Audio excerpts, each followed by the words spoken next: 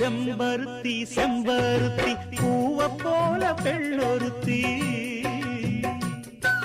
காதலன தேடி வந்தாள் கண்ணில் வண்ணமை எழுதி மேலும் கீழும் ஆடுகின்ற நூலிடைதான் மீண்டும் மீண்டும் நான் படிக்கும் நூலகம்தான் நாளெல்லாம் மீண்டும் மீண்டும் நான் படிக்கும் நூலகம்தான்